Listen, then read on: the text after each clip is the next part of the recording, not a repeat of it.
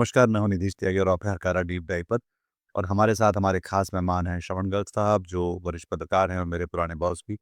और हम लोग आज बात करेंगे भारत किस-किस तरह की चुनौतियों और संकट से जूझ रहा है।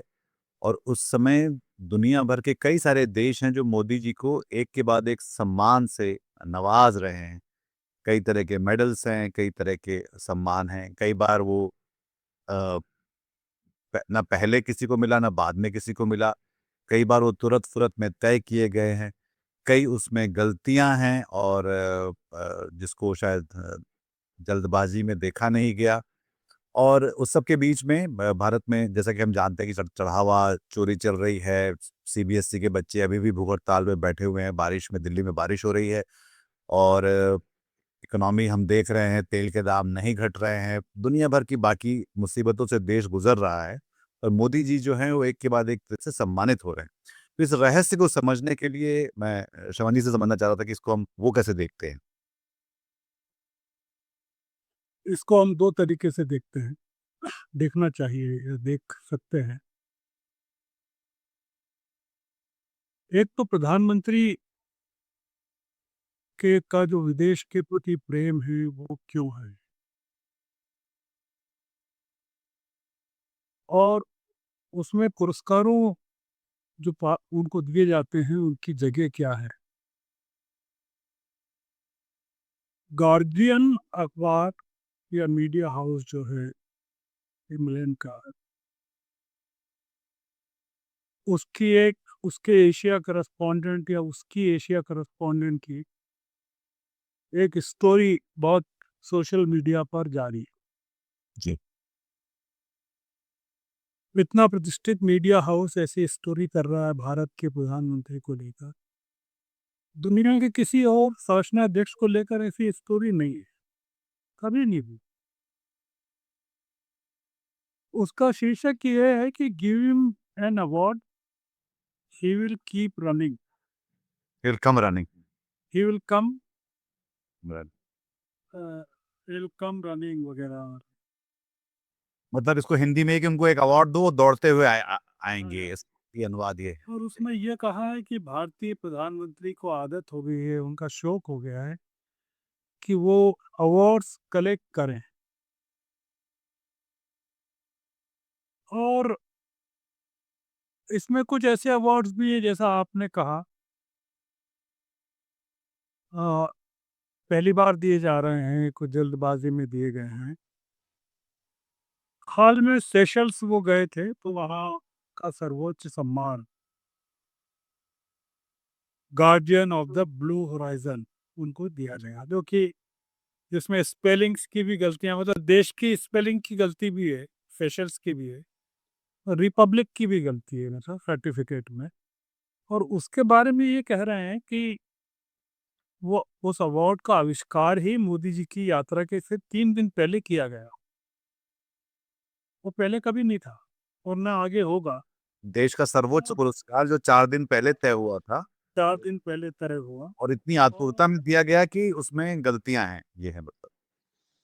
और वो एआई जनरेटेड पुरस्कार है ना, उसको जो एआई के ज़रिए तैयार किया गया। देखिए, हम बात सीरियस है, पुरस्कारों की नहीं है। भारत में प्रधानमंत्री को सिर्फ़ या भारत में प्रधानमंत्री के सिर्फ़ वोटर्स हैं, जो उन्हें हर 5 साल में चुनते हैं और अधिकृत करते हैं कि वे अपने असली भारतीयों से मिलने के लिए लगातार विदेश यात्राएँ करते रहें। मतलब क्या? कि इंडिया में उनके सिर्फ़ वोटर्स हैं और उन मोदी जी के पसंद के जो भारतीय हैं, ये असली भारतीय हैं, जिनके पास ड्यूअल सिटीज़नशिप है, दोहरी नागरिकता है, वो सिर्फ़ विदेशों में हैं।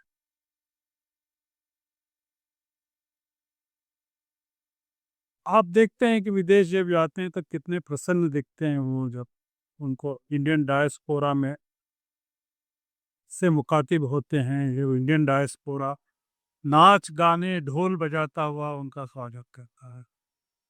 तो प्रधानमंत्री जी भूल जाते हैं कि वो अपने पीछे किस तरह के समस्याग्रस्त देश को छोड़ कर आए हैं। और वो जो नाच करने वाले हैं वो भी भूल जाते हैं कि वो किस देश के नागरिक हैं। उनको सिर्फ एक गाना याद रहता है, हम उस देश के वासी हैं जिस देश में गंगा रहती है। या मोदी जी रहते। सेशल्स में मिला पुरस्कार और उसकी इतनी आलोचना हुई। हमने देखा गार्डियन ने जो लिखा वो भी देखा, खूब आलोचना हुई। और उसका क्या असर हुआ? इंडोनेशिया पहुंच गए वो उसके बाद यात्रा पर, और वहां उन्होंने फिर से पुरस्कार ले लिया, नया पुरस्कार।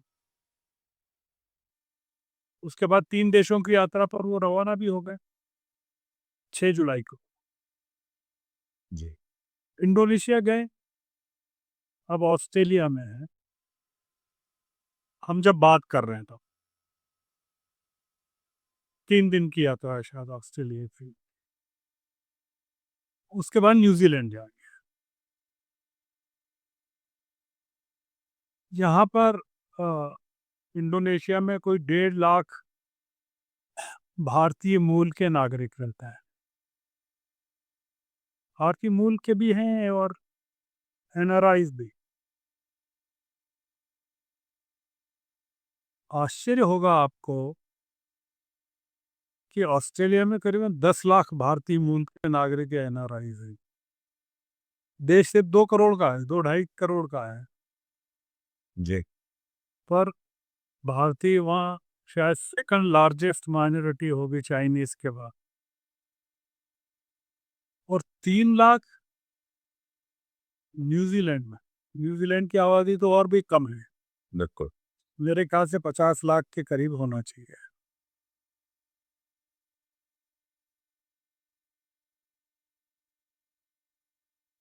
मुस्लिम देशों की संख्या दुनिया में 50 के करीब होगी।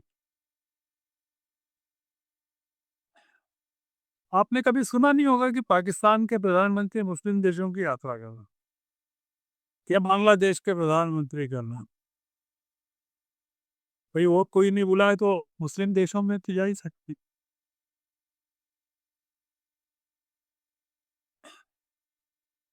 इंडोनेशिया दुनिया का सबसे बड़ा मुस्लिम राष्ट्र है। दूसरा पर नंबर का भारत है। मतलब उसके आबादी भारत आबादी के हिसाब से। हाँ जी। पर भारत के प्रधानमंत्री का वहाँ सम्मान हो रहा है, सर्वोच्च सम्मान हो रहा है। इतनी आत्मीयता से वहाँ के राष्ट्रपति मिल रहे हैं। भारत के मुसलमान इससे खुश नहीं है या हो सकते हैं कि मुस्लिम राष्ट्र में हमारे प्रधानमंत्री का इतना सम्मान हो रहा है।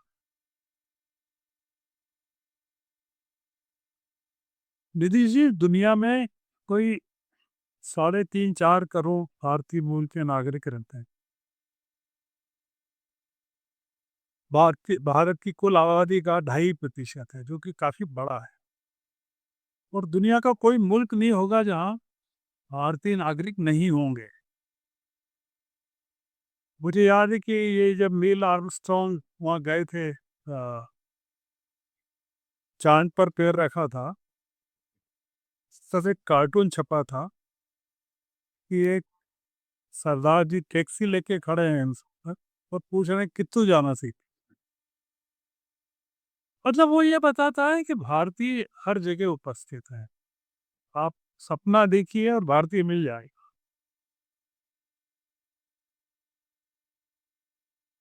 हमने शुरू की थी बात, उसी को आगे बढ़ाते हैं कि मामला पुरस्कारों का नहीं है। हमने कहा था कि भारत में रहने वाले भारतीयों को प्रधानमंत्री से वोटर मानते हैं, अपना नागरिक। उनको भारत का नागरिक विदेशों में नजर आता है। कोई भी भारतीय जब किसी दूसरे देश में जाता है तो सबसे पहले क्या ढूंढता है? अपने खाने पीने की जगह ढूंढता है भारतीय, इंडियन रेस्टोरेंट ढूंढता है। विदेशों में नौकरी करना पड़े तो ऐसी बस्तियों में मकान तलाशता है जहाँ पहले से कुछ भारतीय रहते हों, भारतीय स्टोर्स हों, इंडियन स्टोर्स हों। जी। नेहरू जी जब जाते थे विदेशों में, तो उन्हें देखने, सुनने के लिए जो भीड़ उमड़ती थी, तो वो जो जहाँ खड़े होते थे वहीं भारत बन जाता था। विदेशी भी खूब आते थे और नेहरू जी को और इंदिरा जी को किसी इंडियन डायस्पोरा की ज़रूरत नहीं पड़ती थी। ये भी सर थोड़ा-सा आश्चर्यजनक है कि कोई भी जो मतलब बाहर के जो लोग मिलते हैं उनको, उनमें से कोई भी उनसे सवाल या जवाब नहीं कर रहा होता। वो कर रहा होता है। हाँ, वो सिर्फ़ आके सब बिल्कुल पुष्प वर्षा करने आते हैं सारे एनआरआई और जो प्रवासी भारतीय हैं। जैसे कि एक कोई देवता पुरुष आया है, सब पुष्प वर्षा करके खुद को सौभाग्यशाली समझ रहे हैं कि मोदी जी के साथ उनको दर्शन हो गए हैं और कैमरा और फ़ोटो खिंचवा लिया उन्होंने उनके साथ। राहुल गांधी जब लंदन या न्यूयॉर्क या वॉशिंगटन जाकर सरकार की आलोचना करते हैं, सरकार की नीतियों की, तो वो देशद्रोही बन जाते हैं। कहा जाने लगता है कि वे देश की बदनामी करनी है।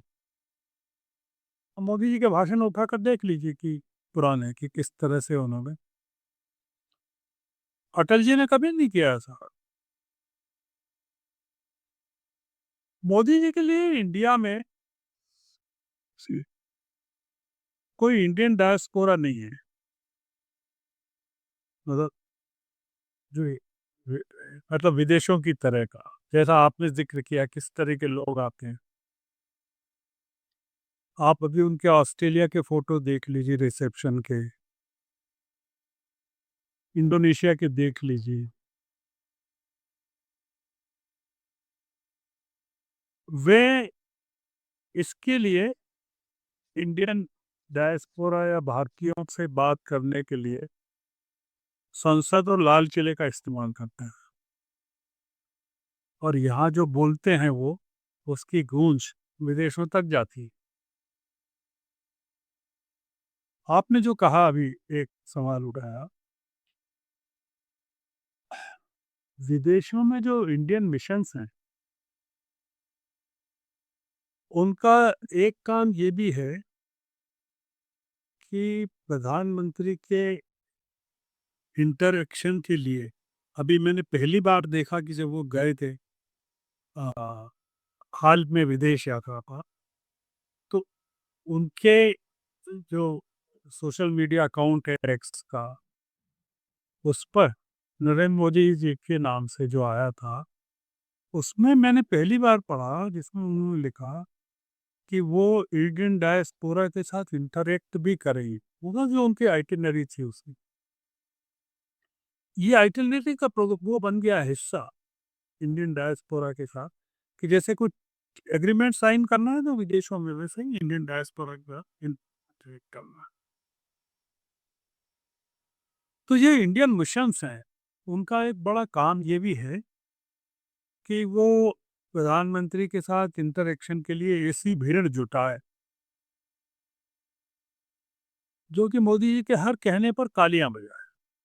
आप अगर वो जो इंडियन डायस्पोरा है उसका विश्लेषण करें या डिसेक्शन करें, तो आपको ये लगेगा कि या तो इसमें अधिकतर अ, भारतीय मिशन से जुड़े हुए लोगों के परिवार हैं, या वो लोग जो इंडियन मिशंस के साथ जुड़े हुए हैं किसी न किसी अ, सुविधा के हिसाब से, सेवा के हिसाब से, या वो लोग हैं जो भारत में से व्यापार कर रहे हैं और वो जहाँ रह रहे हैं वहाँ के लिए व्यापार कर रहे हैं, और या जिनके पास दोहरी नागरिकता है, उनको ये लगता है कि अगर वो नहीं गए, उनका चेहरा नहीं दिखा, तो संकट आ जाएगा।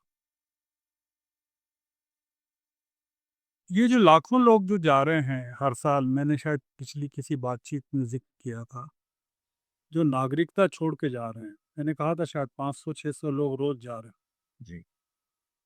30,000 के आसपास मिलियनेयर्स छोड़ के चले गए देश। हाँ, तो ये जो 12 साल में इनकी जो संख्या 30-40 लाख की हो गई है, ये सब इंडियन डायस्पोरा है जो तालियां बजाते हैं।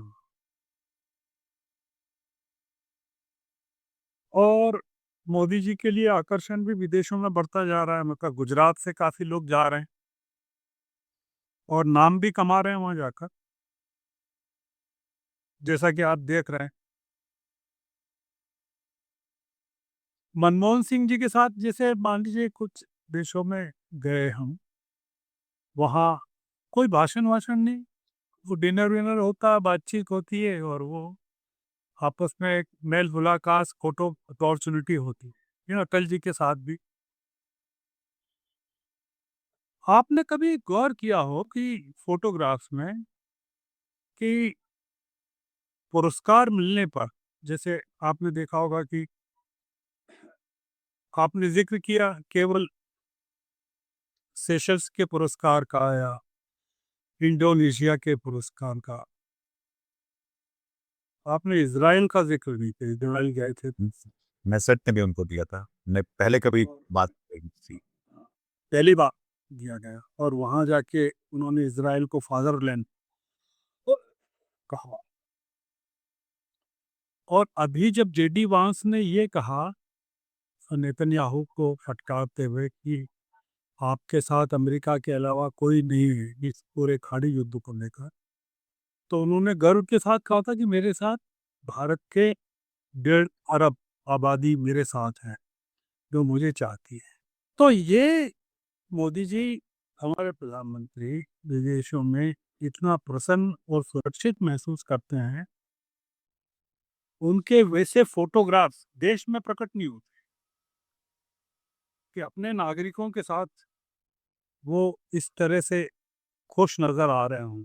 ऐसा लगता है कि वो यहाँ पहुँचते ही उनके दुखों उन पर दुखों का पहाड़ टूटने लगता है। मतलब लोग पूछते ही नहीं उनसे कि आप वहाँ से जो मेडल लाए वो क्या लेके आए या कितना सम्मान अर्जित करके आए। आपके इस सवाल का जवाब अब हम देखते हैं, गार्डियन की जिस खबर से हमने शुरू किया था वहाँ आके, जी। कि विदेशी हुकूमतों ने उनकी कमज़ोरी को पकड़ लिया है, मोदी जी की, जिसका ज़िक्र गार्डियन ने किया, कि आप पुरस्कार दीजिए और फिर सम्मान कीजिए, उनकी उनकी खूब तारीफ़ कीजिए।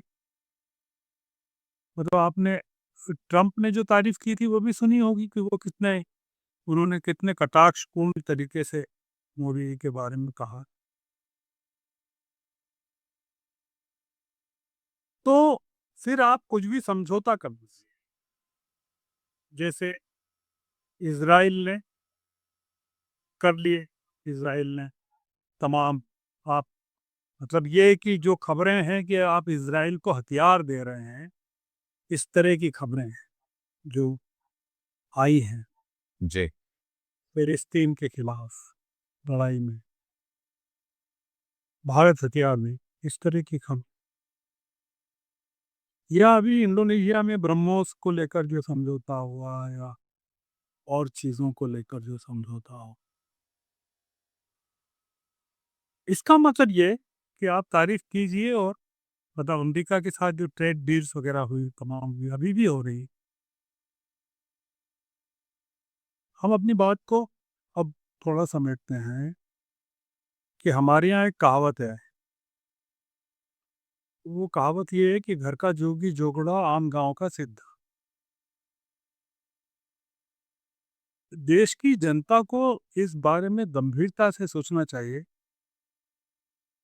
कि क्या ऐसा तो नहीं है कि मोदी जी अपने ही देश में जिस सर्वोच्च सम्मान और अवार्ड के हकदार हों, वो उनको अभी तक नहीं दिया गया। मतलब अगर आप इतने लोगों को मोदी जी भारत रत्न दे रहे हैं एक साथ, 3-3, 4-4, 5-5 लोगों को, तो क्या देश जो मंत्रिमंडल है, कैबिनेट है, वो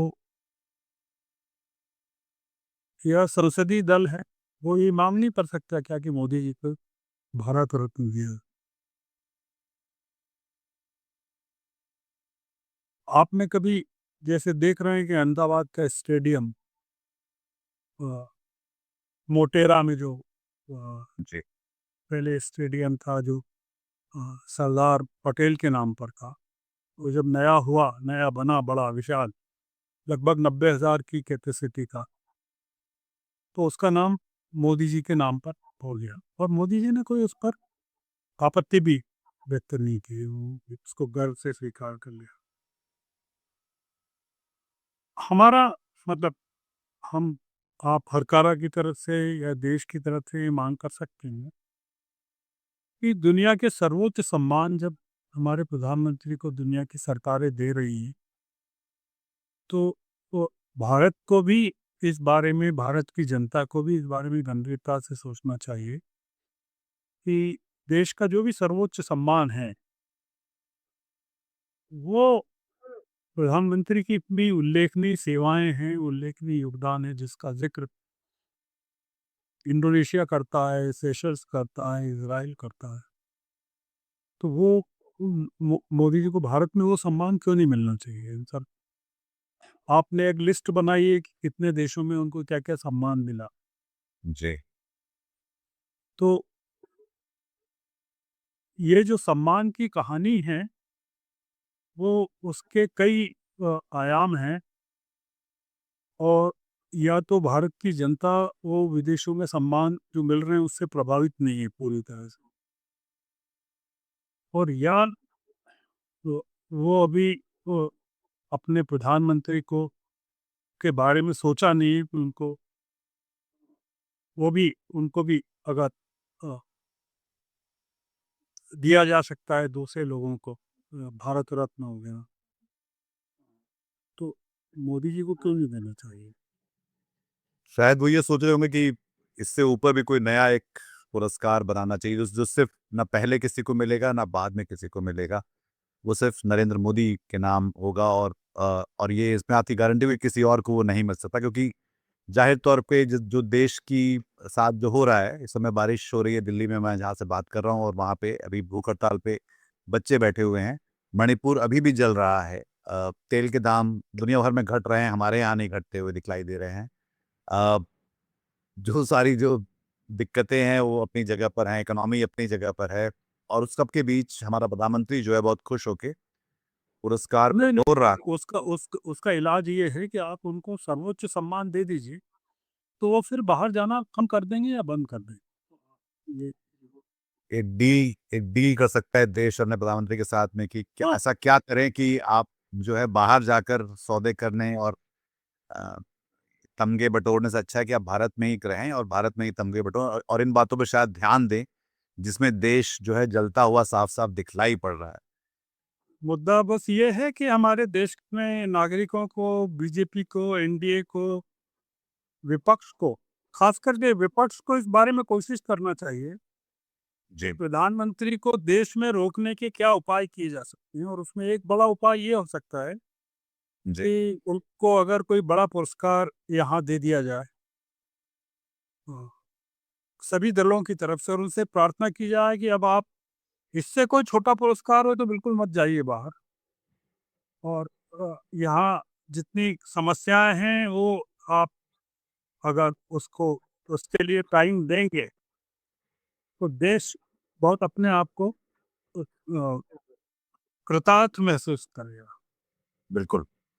तो ये सारे पुरस्कारों का लफड़ा यही है कि प्रधानमंत्री समस्याओं से बचने के लिए, भागने के लिए, कि ये निकल जाते हैं कि ये किस किस तरह से पीछा छुड़ाएं। जी, ये है मामला, मुझे जो लगता है। और उनको बाहर जो इंडियन डायस्पोरा है वो कोई मांग नहीं करता है। वहाँ कोई नीट की एग्ज़ाम नहीं होती है, कोई पेपर लीक नहीं होता है, कोई तेल का संकट नहीं होता है, कोई वांगचुक वहाँ भूख हड़ताल पे नहीं बैठता है। वहाँ कोई ममता बनर्जी नहीं है, कोई राहुल गांधी नहीं है। तो वहाँ बड़ा सुकून के साथ वहाँ टाइम बीतता है। तो ऐसा लगता है जैसे वो किसी और देश के प्रधानमंत्री, हमारे देश के प्रधानमंत्री नहीं हो, कि लगता है कि कहीं एक जो कुछ हो रहा है भारत में, वो कहीं किसी और मुल्क में हो रहा है, और कोई और मुल्क का प्रधानमंत्री जहाँ पे जो बहुत खुश है और उसके ऊपर पुष्प वर्षाएँ हो रही हैं। तो और एक और जो आखिरी में बात ये है जो कि एक रोम को लेकर जो कहावत थी कि रोम जल रहा था और नीरो जो है वो बंसी बजा रहा था। तो ये समझना ज़रूरी है कि हमारा नीरो क्या कर रहा है जब जब हमारा देश जो है वो अपनी चुनौतियों और परेशानियों से गुज़र रहा है। अ, बहुत-बहुत शुक्रिया श्रवण जी इस बातचीत के लिए। दर्शकों आपका भी और हमारे साथ बने रहिए। हम लोग ये सवाल उठाते रहेंगे जो जिसकी जगह भारत में कम होती जा रही है। हरकारा देखते रहिए जो कि है शोर कम रोशनी ज़्यादा और अपना ख़्याल रखिए। नमस्कार। नमस्कार। हिंदी में खबरें कितनी सारी हैं। आप दरअसल इन्फॉर्मेशन ओवरलोड के शिकार हैं। खबरें आ रही हैं आपके व्हाट्सएप पर, कुछ सच्ची, कुछ झूठी, कुछ तोड़-मरोड़ कर पेश की हुई और आपके लिए कितना मुश्किल है कि ये तय कर पाएँ कि सच कहाँ है, जो ज़रूरी है और जो प्रासंगिक है इस समय की दुनिया के लिए, इस समय के देश के लिए, इस समय की नागरिकता के लिए, वो खबरें कहाँ हैं। और उन खबरों को हरकारा आपके पास लेकर आता है। हरकारा जैसे कि हमारी टैगलाइन है, शोर कम और रोशनी ज़्यादा। और इसलिए हाँ, वहाँ पर आप लगातार पाएँगे कि जो जन पक्षधर मुद्दे हैं, जो जन पक्षधर खबरें हैं, जो जन पक्षधर सवाल हैं, वो वहाँ पर लगातार जिन पर चर्चा होती रहती है। और उसके लिए आप देख सकते हैं कि लगातार किस तरह के लोग हमारे यहाँ आते हैं। हिंदी में जो मीडिया इंडस्ट्री है वो काफ़ी बड़ी है, पर हिंदी में जो पत्रकारिता है वो छोटी होती जा रही है। हरकारा की कोशिश उसे बचा के रखने की है और उसके लिए हमें आपकी ज़रूरत है। हम यहाँ लगातार वो चर्चाएँ, वो बातचीत, वो खबरें, वो एक्सप्लेनर्स आप तक लाते हैं, वीडियो के ज़रिए, ऑडियो के ज़रिए और टेक्स्ट के ज़रिए, जो इस विमर्श को आगे बढ़ाने में मदद करती है। बिना आपकी भागीदारी के ये मुमकिन नहीं है। इसलिए हम चाहते हैं आपसे कि आप इस खबरों को साझा करिए, हमारे चैनलों को साझा करिए, हमें समर्थन दीजिए, आर्थिक सहयोग दीजिए। हम अपना क्यूआर कोड आपके साथ यहाँ साझा कर रहे हैं। आप चाहें तो यहाँ पर अपना योगदान दे सकते हैं। आपके सहयोग से चलती रहेगी हरकारा की दुनिया और बची रहेगी पत्रकारिता का ये मिशन। आज की ताजा खबर, आज की ताजा खबर, आज की ताजा खबर। आओ काका जी इधर, आओ मामा जी इधर, सुनो दुनिया की खबर।